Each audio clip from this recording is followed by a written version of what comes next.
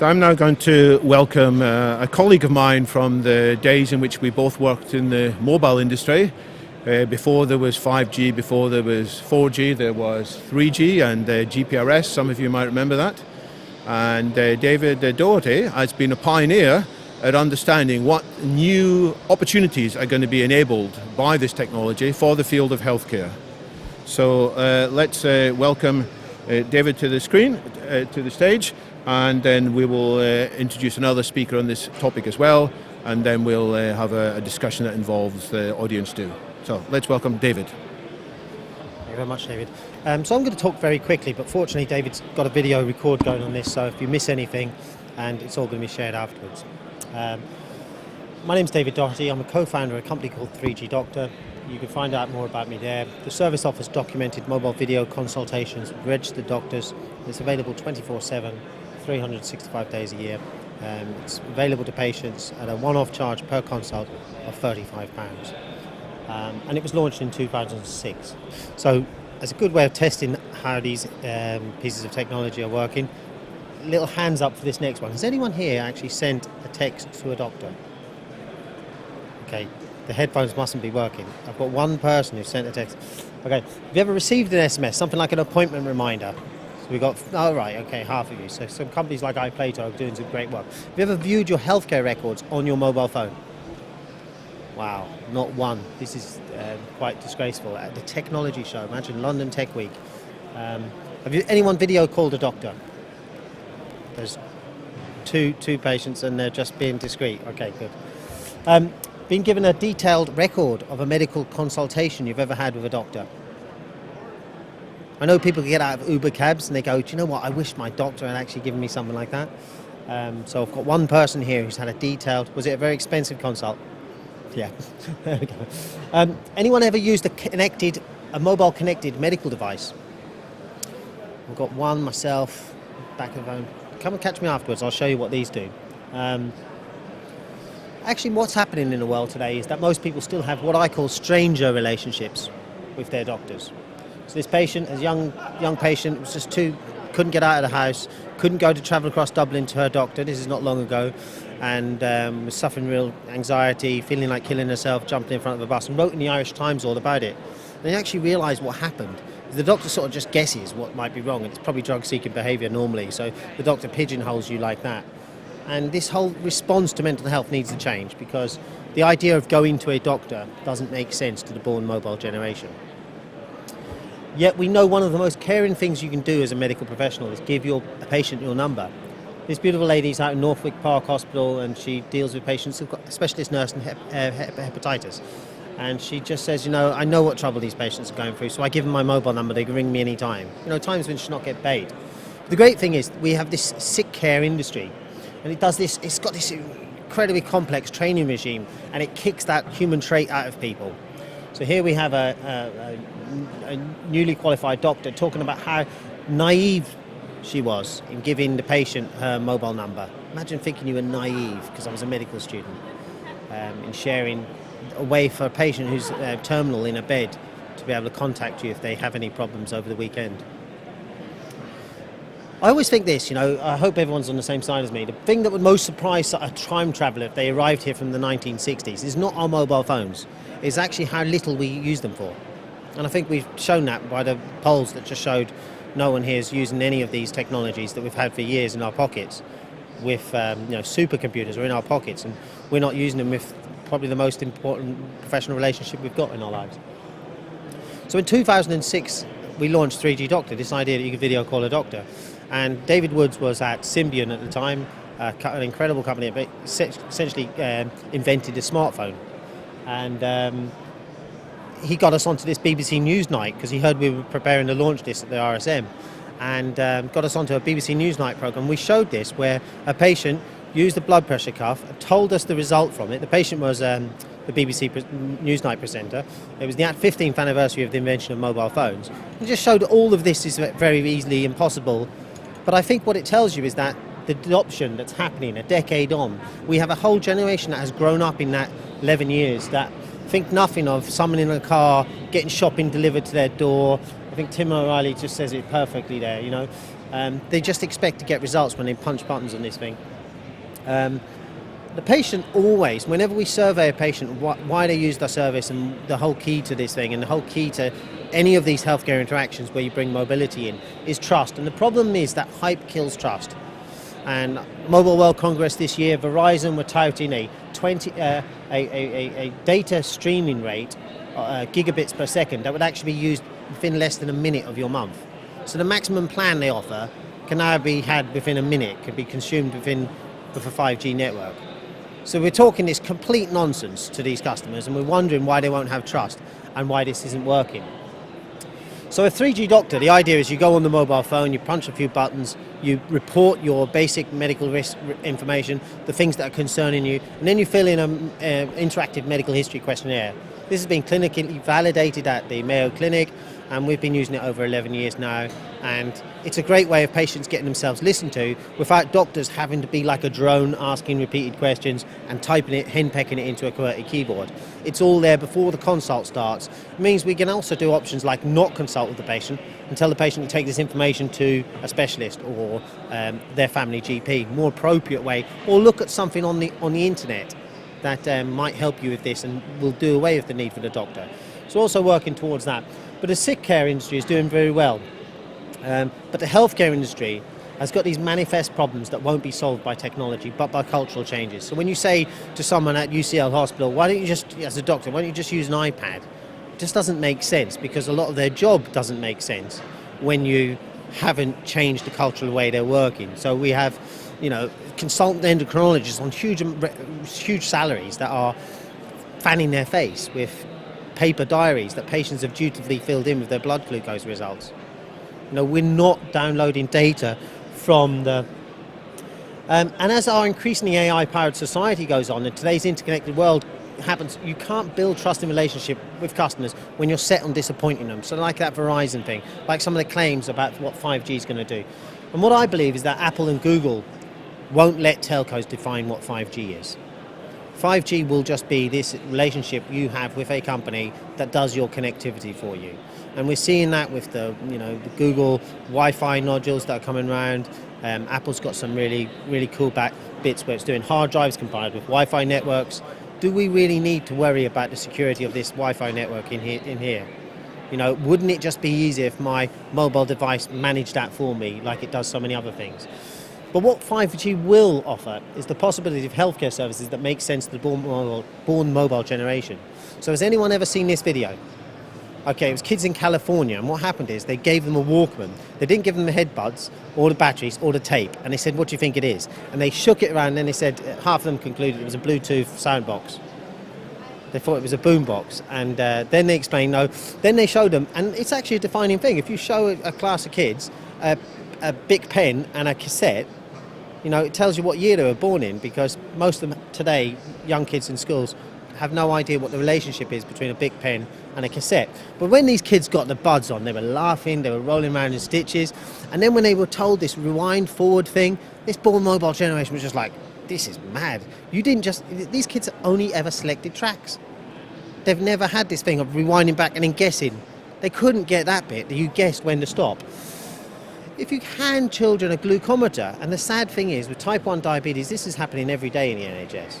You hand them a glucometer and you explain what's going on while the parent's there. And you just have this completely perplexed kid. And the consultant's thinking it's just because the kid doesn't get me. He just doesn't understand what we're talking about. He just doesn't understand how you're using such decrepit technology. This kid can go on Minesweeper and can show his scores and whatever he's getting with all his friends at Facebook for the last 4 years, and it's all logged there, and all his emails are there in his Facebook account. But then he's got his glucometer, and his mum's telling him he's got to text the number that's on the screen of that with his mobile phone, which he gets an exception for to go to school with, so that his mum can be sent it. And so you think, imagine just embedding the SIM card inside that. So another thing that will happen with 5G is we will have to stop ignoring the medical data that we're already capturing. So if you look to your mobile phone today, I hope you've all got latest smartphones, it's probably tracking your eyeballs, probably tracking your pupils. So now, I don't know if you know, but they did a paper at Stanford Medical School in the ER department at Stanford, and they showed, do you know what a visual acuity test is? Do you know this thing where they say follow my finger? Well, what's happened with that is that they thought, what if we give this app that's on an iPhone, and it was on an iPhone 4, what if we give it to patients and have them do a visual acuity test themselves, and then judge that clinically by a consultant ophthalmologist with them doing it with the ER doctor with that chart you see on the wall where you've got to read those letters. And guess what? The patients, unaided, using an app in the waiting room, can do a visual acuity test better than a very expensive doctor. So the Snellen test now has died. It's been killed by mobile phones. Looking into the eye, as close as we're getting to the brain, there's enormous opportunities. When we have a stroke, when we have neurological problems, first thing that's picked up, we're using it for Smart Scroll, so that my text pops up and it's easy for me to read the metro on the way here or something like that. This technology we'll have to stop ignoring because it'll be so powerful, it'll be so obvious there that we can intervene with patients and help them manage stuff. Has anyone ever seen the smartphone medical?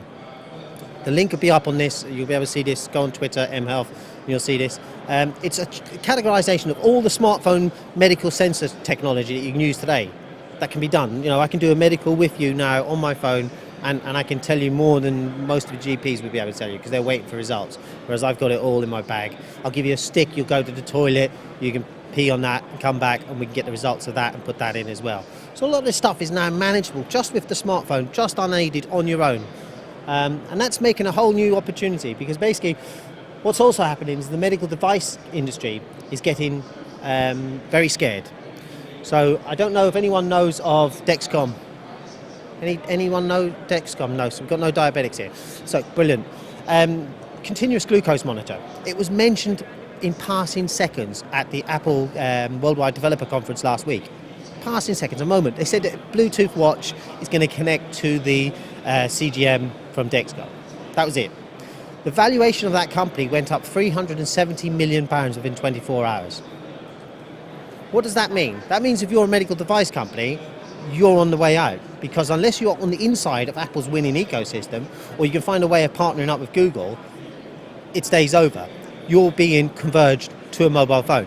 You could talk to the alarm clock companies, the radio companies, the HMV, they all had the same Kodak moment that's happening in the medical device industry.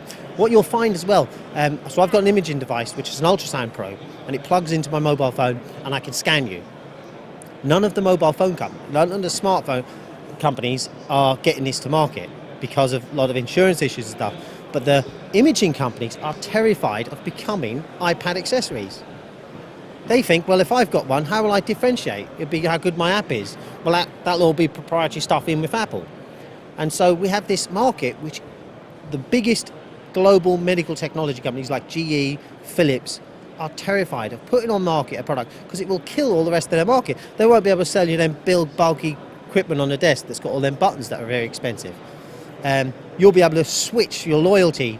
Apple will decide your loyalty. So these companies are terrified in the way we saw in the last decade with other companies as they converge to smartphones. So what will 5G be to the healthcare industry? It will be one that works. It will be healthcare experiences that just make sense to the born mobile generation. Stuff they get out and it works. It's not that complicated. They won't have a relationship with a carrier and their medical device, their blood pressure cuff. If you go over and see what Nokia are doing, later this year they're about to launch a whole suite of completely mobile embedded medical devices. You heard that first here. That hasn't been released anywhere. They're about to go live with SIM card embedded weighing scales. You'll get this thing, you'll order it on the Amazon store, the Apple store, the Amazon store, it'll deliver to your house, you'll start standing on it and that's it. You'll pair it up by touching the NFC next to it. This is zero complexity. This is how we need to be serving NHS patients. This is how private healthcare insurers are going to be serving patients. What's the opportunity in that? It's huge. No one knows it. It's a completely different model. Just like we see with customer relationship engines being used by the world's best customer service companies, this is yet to come to healthcare. We don't even get documented receipts when we go and see our doctors, as we've found out. So my prediction in 2009 was the successful work that David had done, making all this other technology converge to the smartphone. You know, everything from your calendar, your PDA, all those calculator, video camera, GPS, all that stuff that crammed in the last decade, I believe defined that decade as the Nokia decade. Tommy Ahonen christened it that.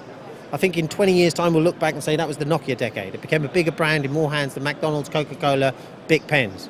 How did that happen? And how did it die? There's a story in that as well. But my prediction was that this decade would be defined by the convergence of medical technologies to our mobile phone. When we get sick, we will think of our mobile phone. The doctors have got a lot catching up. The patients want it. You all say it.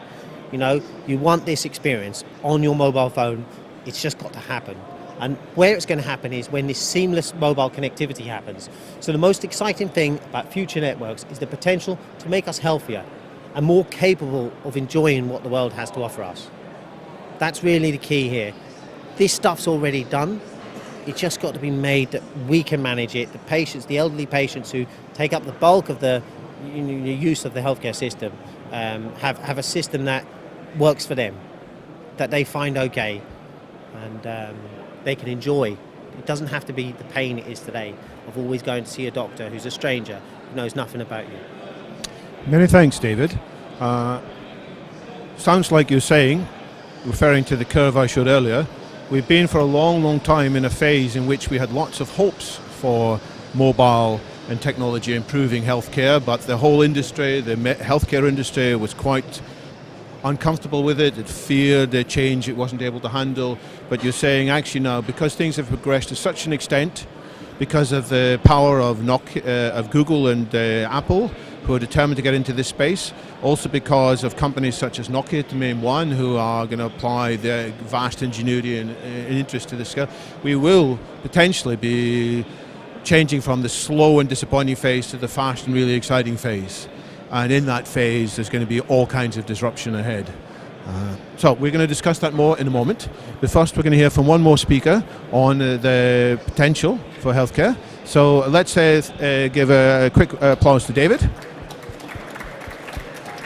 Don't go away, because we're going to ask you more questions in a moment. And let's find Elsa's slides as well. Here we are. So I'm going to invite in Elsa, who is a fascinating mix of different experiences, working right at the cutting edge of synthetic biology and lots of applications for how our healthcare, not just our sick care, as David said, but our healthcare is going to be transformed more quickly than we expect, in part because of these new networks. So let's welcome Elsa.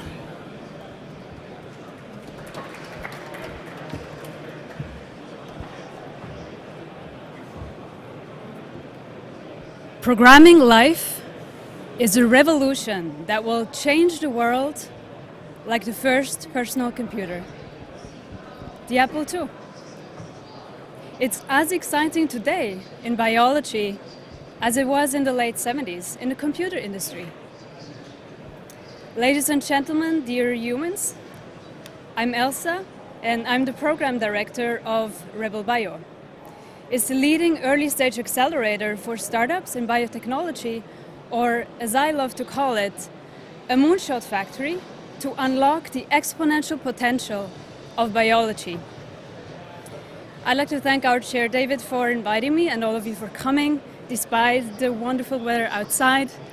Can I see a quick show of hands here, please? Who's in the business of biotechnology? No one, right? You're going to make some converts today. You're going to get people deciding to study biotechnology. However, I disagree with you. We are all citizens of biology already today. So I hope that today you will allow me to change your mind. I was 15 years old when a book changed my mind. Maybe you've even read it. The Andromeda Strain was written by a scientist, Michael Crichton. It came out just about in the same area a few years ago, before the first personal computer.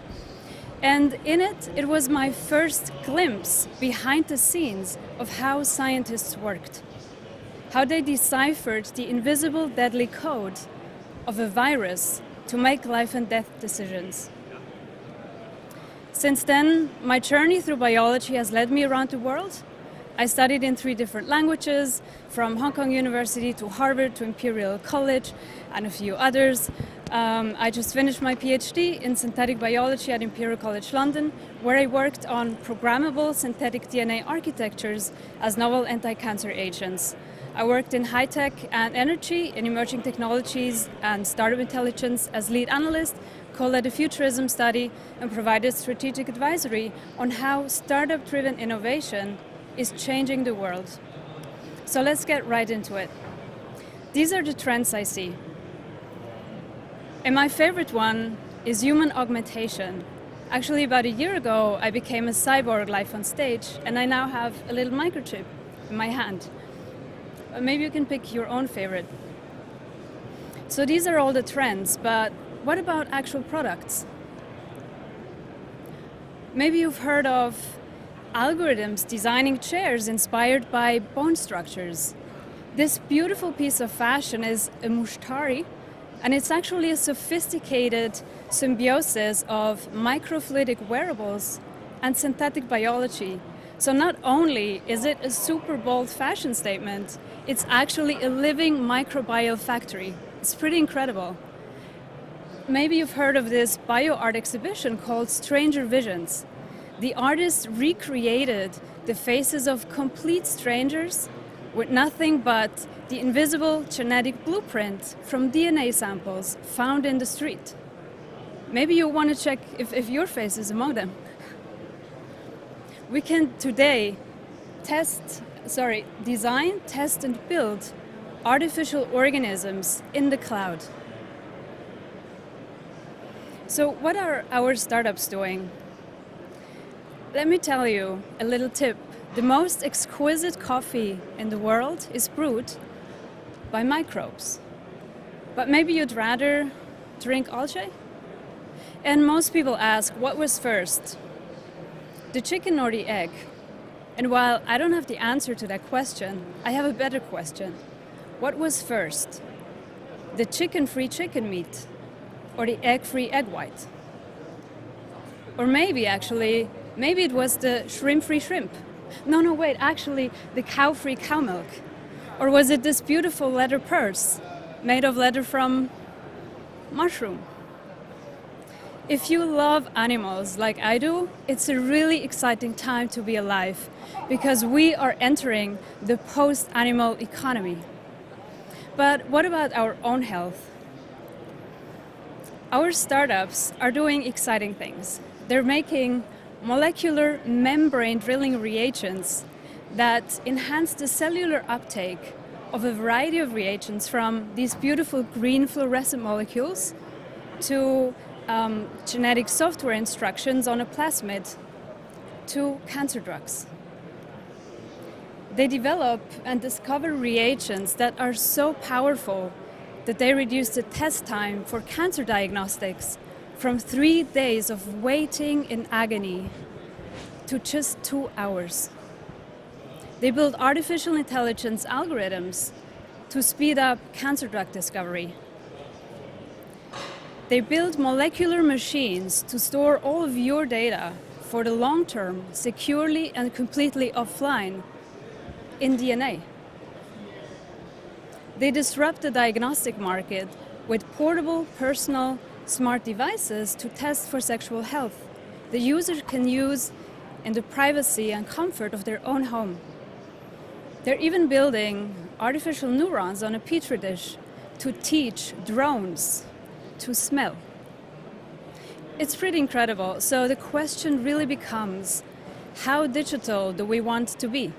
And these technologies all exist today. These are all startups that either we at RebelBio in Ireland have invested in, or our sister program, IndieBio, in Silicon Valley.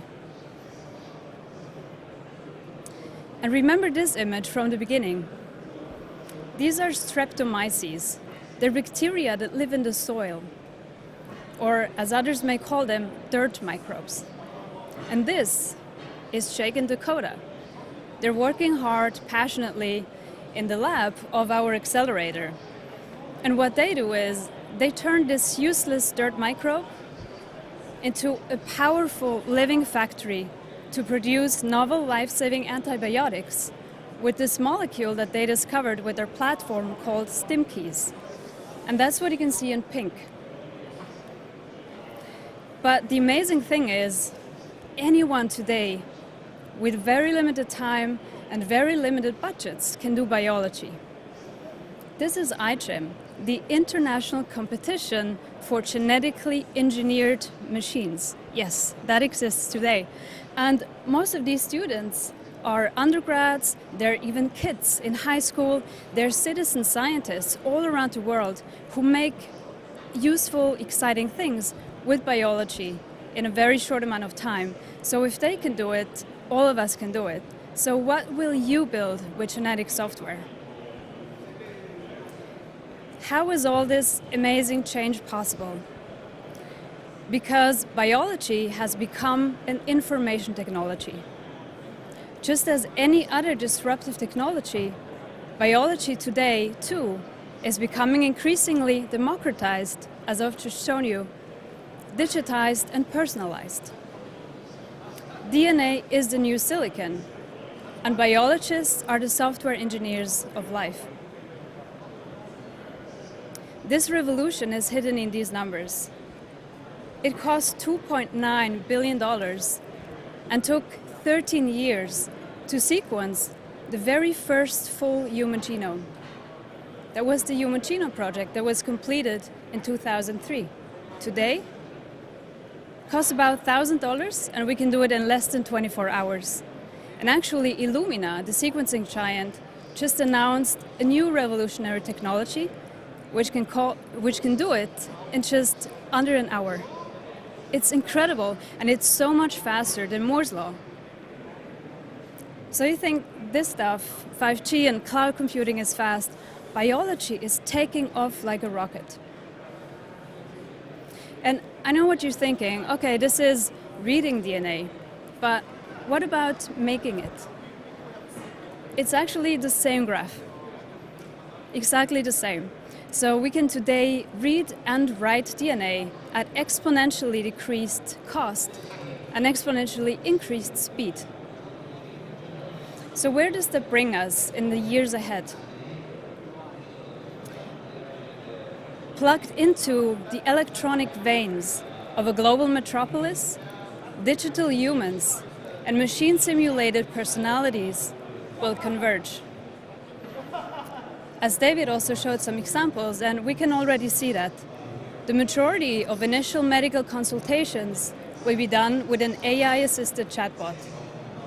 The majority of people who have health trackers and wearables today will have implantables tomorrow.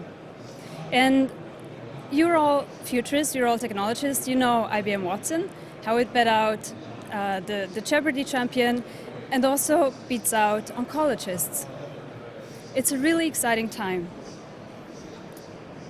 Microbiomics and genomics will unleash a data tsunami that will radically transform our understanding of health. We will decipher the genetic ghosts in the shells of our genomes. And yes, there's a little reference in there. The next major privacy battle will be fought over ownership of genomic data. And we will have built, as we live longer and longer and healthcare models evolve, it could very soon become cheaper to hack your own genome than to pay a healthcare premium. And what, just a little bit further in the future, lastly, we will have domesticated biology. We will all be citizens of biology. So our next rockstar designers will be cybernetic directors. They will be not just organism designers as we have them today, but species designers, genome architects, genetic circuits engineers, programmers of evolvable, self-replicating living matter. We will not just design organisms in the cloud, we will actually print and assemble digitally grown creatures at home.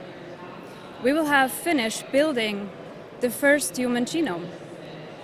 So what's next? From there, one day we may even print and grow synthetic humans on Mars. Maybe a little tongue-in-cheek. And I want to close with one of my favorite quotes of one of my favorite technologists, Steve Jobs. I think the biggest innovations of the 21st century will be at the intersection of biology and technology.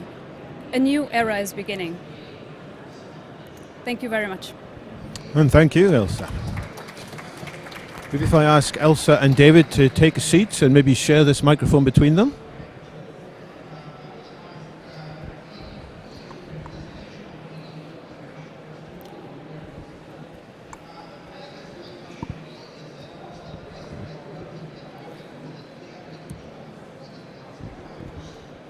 So who here would like to have on their CV in the future, species designer? Maybe you haven't thought about that before, yeah? But we might be going along these ways. So, question for both of you, the same actually that I asked Haggai at the beginning. Aren't there big security implications of all of this as we have more and more of our data about ourselves available? First of all, might people look at it and decide that we are not worth employing because we have various health issues or that we are impossible to insure? Or even worse, that somebody who dislikes us, a former lover or whoever, instead of cutting up our shirts, might cut up our genome and set a virus to attack us. Should we be worried about that kind of thing, or is that just science fiction? I think the frontier between science and science fiction is getting incredibly blurred. And it's scary for some and really exciting for others. I think biology can actually provide a lot of solutions. So yes, someone could actually have sequenced your full genome without you knowing it from DNA samples. Someone could have recreated how you look from your genetic trails that all of us leave. But for instance, DNA is the densest medium on the planet. And if we store our personal data offline in the coming years, that will really be a revolution in cybersecurity. Then citizen biologists and biohackers or biomakers, they are a movement that have a very tight grip on activity all around the world. So there's a very high degree of self-regulation. And for instance, actually all gene sequencing companies, they have a little alert that pops up if a non-accredited institution or individual tries to order harmful DNA. David, what's your comments on what you've heard? Yeah, I think it's quite interesting. I've been following RebelBio for a long time with SynBio, been to their events. I really recommend them, they're brilliant. One of the things I find fascinating is that I think that one of the first things you're going to do is destroy the global drug industry. Destroy the global drug industry? Yeah, I think they're doing a good job of it. Big pharmaceutical companies? No, actually the illegal drug market. The illegal drug companies. And they've actually done some good headway there. A patient died in Cork recently after taking a synthetic opioid. And it's quite interesting, that's less than 2 miles away from Europe's biggest biolab, synthetic biolab. So it's quite a fascinating thing that... And are you in favour of people experimenting with synthetic drugs and testing them on themselves? Absolutely not. But I think what it's going to do is undermine the whole idea of drug cartels and businesses like that, which are causing incredible suffering in poor countries in the world. People are using incredible technology to import drugs into countries. Sniffer dogs line our coasts, airports and stuff like that. And I think that industry disappearing because it grows in a petri dish is going to have to talk properly about what people are doing with illegal drugs, and that's an honest conversation that needs to be had, and I think it's going to be driven primarily by synthetic bio. And do you think synthetic bio is going to overtake some of the things you were talking about in your presentation, or will the two of them have a very interesting, rich relationship with each other? Well, no one here had sent any medical data to a doctor remotely, so And is that because we patients aren't interested in doing that, or because we feel that the health service is too opaque and unwelcoming of such data? We're quite trusting, and what I find is when patients get ill and come to us because they realise that sometimes their doctor or their insurance company is working off some sort of diktats that are pre-described, often using data in order to deny you care and things like that. patients, particularly things like mental health, are coming to us, and they don't want it on their medical records. They worry about the repercussions of that. That's a very common thing in some of the doctors we know working in my friend's clinic in Harley Street. They just come out and they're going, where have these patients come from? Because when they were working in NHS, they weren't seeing patients like that. People are very worried in technology industries because they've seen the other side. I always show people, I take them to a mainline train station in London and I watch them at the gate. I say, watch what's happening at the gate at rush hour. And when you see all the people coming through, every policeman doesn't use his Oyster card. I've never seen a policeman use an Oyster card. And because they know what can be done with that data and how that data is being used against us. So something as simple as an Oyster card, freedom of information, your wife can get your Oyster card records, for example. Your HR department can get your Oyster card records, confirm what time you got to work and things like that. So you always see the policemen going up to the barrier and showing their ID. I think it's a very quaint way. If the people who are, in control of civil liberties and stuff like that are terrified of it, the rest of us should also be kind of aware. Elsa, should we be terrified, or are you more optimistic? I am not sure. It depends where you look at. And privacy and ownership of data and cybersecurity is definitely a concern, as we are more and more connected, and not just we ourselves generate data, but our things. We are becoming a digital cloud of data. But what I'd like to draw your attention to today is that we're already willingly giving away most of our data in exchange of free services. Facebook, Twitter, logging into Wi-Fi.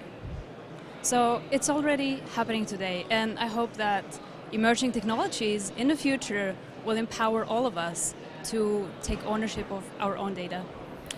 And would you prefer to be in consultation with an artificial intelligence, giving the artificial intelligence your medical issues and your worries, your psychological ups and downs, or would you prefer to talk to a human being about that?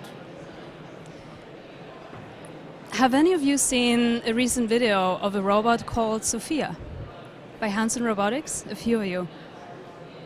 So there's this company, Hyesoon Robotics, and they make an extremely human-like robot. I would call it almost a humanoid. It's Sophia, a bald head, and you can see the circuits just like in the movie. Ex Machina. Yeah, exactly that Ex one. Machina. So I think machines are getting better at emoting. At the same time, I think it can give patients a lot of comfort when I consult with another human being, especially in times that may be really difficult for them.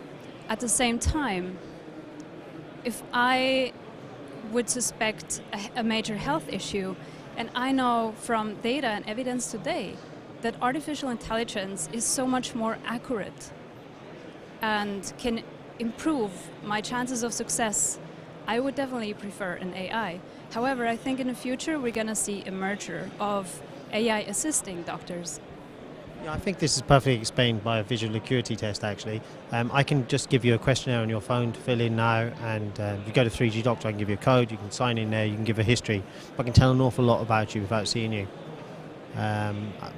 I find artificial intelligence working on your behalf. Well, it's not really, because as when you qualify as a doctor or start training, you start realising the people you spend company with, you start knowing what's wrong with them.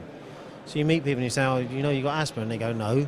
Why do you think you got asthma? And you say, well, the way you were breathing, or you smell something pear droppy, and there's certain things you get off the breath of people and stuff like that. And actually, what happens is when you do enough study in medicine, is you get terrified because you can't open your mouth. Because once I tell you something, I have to then do the follow-up and all of that. So you find that actually doctors are ignoring all the information that's coming to them all the time. So we're going to take some questions from the floor. I've got a question for the floor first. Is the next speaker, Kirill Makarinsky, here? I haven't seen him here this morning yet. Simon, you may have to go next, and when hopefully Kirill will join us shortly. So anybody from the floor want to chip into this conversation? Yes. Could we get the mic there, please? It's just coming behind you. Thank you. Both speeches were very interesting. We're talking about science fiction, but if I may for a moment, can I retreat back to something you were touching on, which is political reality? Because if we're talking about all these medical apps having to go through the guardians of either Google or Apple, who are both, bloated oligopolies effectively, or monopolies, are we imagining a realistic scenario whereby the NHS in this country, in the current political environment, is going to have headlines that Apple or Google are running the healthcare system? Because I simply don't see voters going for that because of the data privacy concerns and various other concerns of these companies not even being British that you've already spoken to. And I think the technology is one thing. Voters' appetite to allow that to proceed, Luddite or not, is a very different thing. Yeah, I'm actually quite fed up with healthcare organisations, the big companies owning this stuff, and I think this is what RebelBio are doing such a good job of, supporting that at a grassroots level and getting it up. But I think I've given up much of the idea that this is going to happen. And I work in the veterinary care market as well with some of the world's fastest resources. And we do data analytics on that, and that's not owned by Apple or Google at all.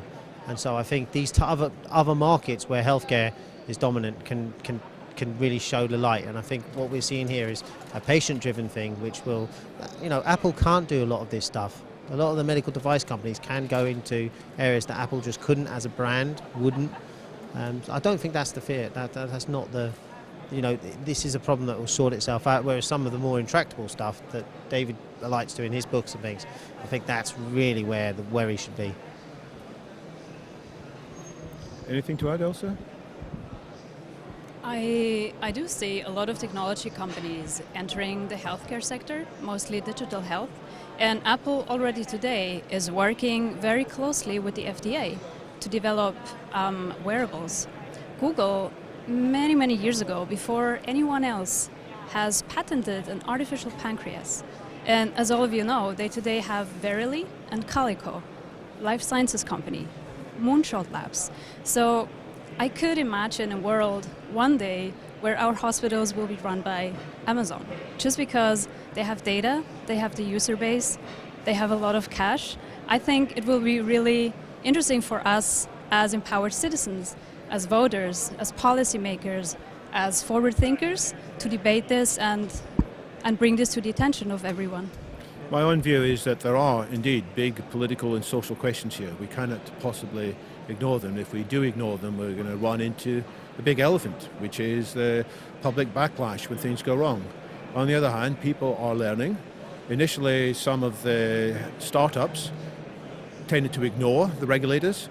23andMe, very interesting company that will do a lot of genetic testing for you. Not the whole genome, but they will do a whole bunch of information. They ran into lots of problems with the regulators in the US, in part because they didn't really talk to them too much. They didn't respect them. Now they are working in a much more positive way. The regulators as a whole, they're afraid of things going wrong in people's healthcare. They're afraid of life and death matters, but also they want to be innovative. They don't want to hold things up. The people who work for the regulators didn't go into business so that people would die. They went into the business so that more people would flourish. So the difficult problems ahead are being tackled by an increasingly intelligent conversation between some of the startups, some of the big corporations, and some of the regulators. Is it progressing fast enough? Not fast enough for my liking, which is why I think we need more people to understand these issues. After all, the adoption of technology has always been dependent on people thinking about the human design factors. One reason why Apple and before the Nokia both did incredibly well is not just they had great technology, but they had people who thought very hard about how users interact with them. Well, the users' issues now with this health tech technology, they're not just at the levels of individual users, they're at the level of the interaction with society as a whole. And I think there's big work to be done by people entering that field. Any other questions from the floor? Yeah, while we're waiting, I think another thing that was interesting, the trains often left the station by the time we noticed it's left the station. So Google was pretty much seed funded by illegal drug adverts. All those dodgy Canadian pharmacies that were flooding America through the postal service with prescription drugs that were cheaper or fake or whatever. And they paid huge fines for that, but they got ahead of the market. That's what people, like we're seeing with Silk Road, what people are going to these to net initially for. So there is a business that's probably running now, making lots of money, and it's highlighting this future. I mean, I've told you someone's making heroin on a Petri dish. That should make everyone pretty... Well, it's often been the case that new technologies are brought forward by people living at, what should we say, the edge of society. The initial adopters of mobile phones were often drug dealers as well as very rich business people. Many of the other uses of the web browser were initially for exchanging, shall we say, adult pictures. Same with photography. So sometimes it's at the edges of society that the technology gets advanced and developed, and then the rest of society can take advantage. I've got one last question about synthetic biology. So you gave lots of examples, but which are the ones you think are really going to have the biggest impact? There are a lot of high school projects and feel-good projects, but which are the ones that are actually having the biggest impact as you see it on our life and on our healthcare?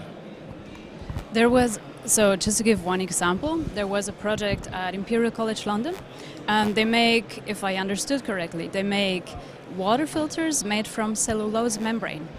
And this iGEM project that was, kind of a fun but also really intense hacking project over the summer, this actually became a successful startup. So as a company, you can actually sponsor some of these teams, and you can check a huge list of projects in synthetic biology all around the world.